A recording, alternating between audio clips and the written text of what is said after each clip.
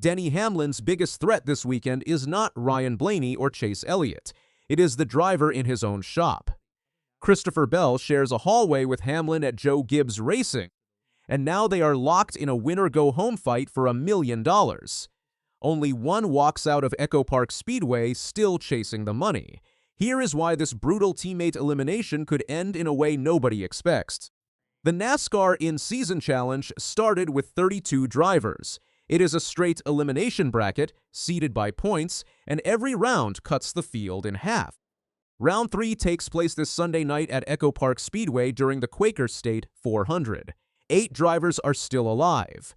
After Sunday, only 4 will remain, and the biggest story of the round has nothing to do with rivals. It is 2 teammates fighting for the same spot. Denny Hamlin enters as the No. 2 seed. Christopher Bell enters as the number 10 seed. They both drive for Joe Gibbs Racing. Hamlin pilots the number 11 Toyota. Bell pilots the number 20 Toyota. They share a shop, a manufacturer, and a boss. Starting Sunday night, they will not share anything. Only one JGR driver moves on to the semifinal round. There is more than tournament money riding on Hamlin's night. He walks into EchoPark as the current points leader in the Cup Series stand, the man sitting on top of the entire championship picture.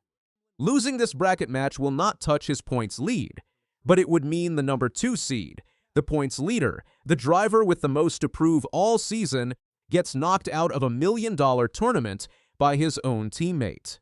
That is a storyline that follows him for the rest of the year. Both men are riding momentum straight into this matchup. At Chicagoland last week, Joe Gibbs Racing put 3 cars on the podium. Chase Briscoe won the race. Christopher Bell finished second, just 276 seconds behind his teammate at the checkered flag. Denny Hamlin, who started the race from the pole, crossed the line third. That podium sweep marked the 8th time in team history that Joe Gibbs Racing has finished 1-2-3 in a Cup Series race. Both Hamlin and Bell used that result to punch their tickets into round 3. Hamlin defeated 15th-seeded Eric Jones. Bell defeated 7th-seeded Chris Buescher with that runner-up finish. Hamlin's road here already had one piece of payback built in. A year ago, at this exact track, 31st-seeded Ty Dillon knocked Hamlin out of the tournament in the very first round.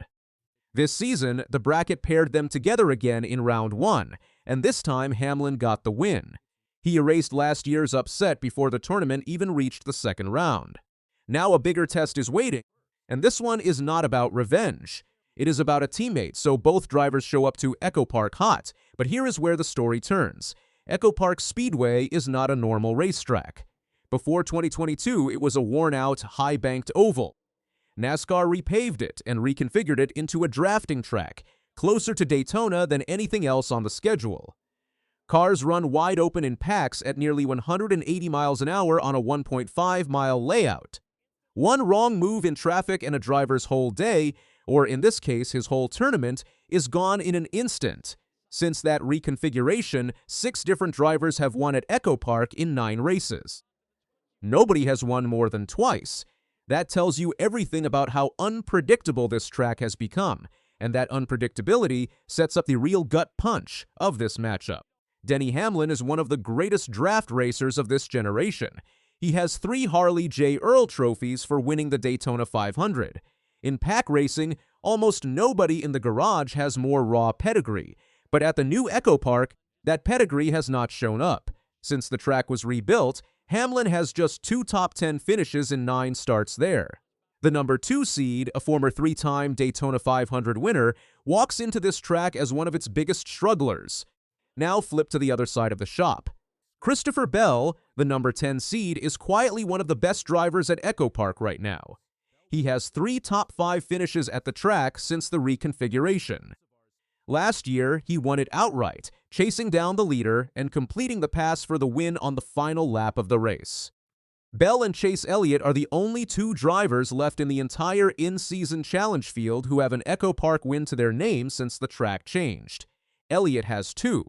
Bell has 1, and it came in the most dramatic way possible, a last-lap winning move on the exact track hosting this matchup. So think about what that means. The higher seed, the former Daytona champion, is historically one of the weaker drivers at this specific track. The lower seed, The so-called underdog in the bracket has actually mastered it. That is not a small detail. That is a complete reversal of what the seeding suggests should happen. This is where the teammate factor gets complicated. In a normal points race, Hamlin and Bell might work together in the draft, pushing each other toward the front and blocking for one another late in the run. That is how shopmates usually operate on a superspeedway-style track. Two cars running nose-to-tail can pull away from single cars running alone. But this is not a normal points race. This is single elimination. Helping your teammate at EchoPark could mean pushing him straight into the semifinal round while you go home with nothing. Every draft partner, every block, every push down the backstretch now carries a price tag. And there is a bigger danger than losing on strategy. Pack racing at 180 miles an hour means one slide, one bump, one driver checking up in front of the whole field can collect a dozen cars in a single wreck. Both Hamlin and Bell could do everything right and still see their tournament run end in a pile of sheet metal that had nothing to do with either of them. That risk hangs over every single lap on Sunday night. So will Hamlin and Bell actually help each other on the track, or does the tournament format break that alliance completely?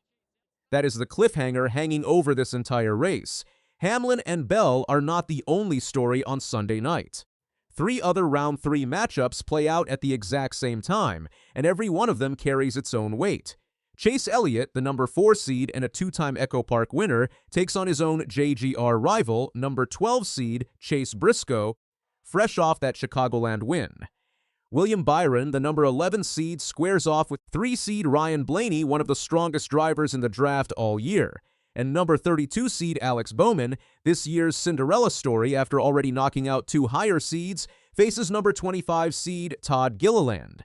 4 matchups, one night, and the field drops from 8-4 before the checkered flag even cools down. But none of those matchups carry the same weight as 2 teammates from the same shop fighting for the same spot. There is more on the line than pride. The winner of Hamlin versus Bell advances straight into round 4 at North Wilkesboro Speedway. There, they will face whoever survives the Byron versus Blaney matchup, another pairing loaded with speed and history. Win that round, and the road leads to championship at Indianapolis Motor Speedway on July 26, where the last driver standing takes home $1 million. Remember, this is the same tournament that eliminated Ty Gibbs last week. Gibbs won the entire in-season challenge a year ago. This year, his own teammate, Chase Briscoe, knocked him out in round 2. Joe Gibbs Racing has now watched 2 straight rounds decide its own internal pecking order before the rest of the field even gets a say.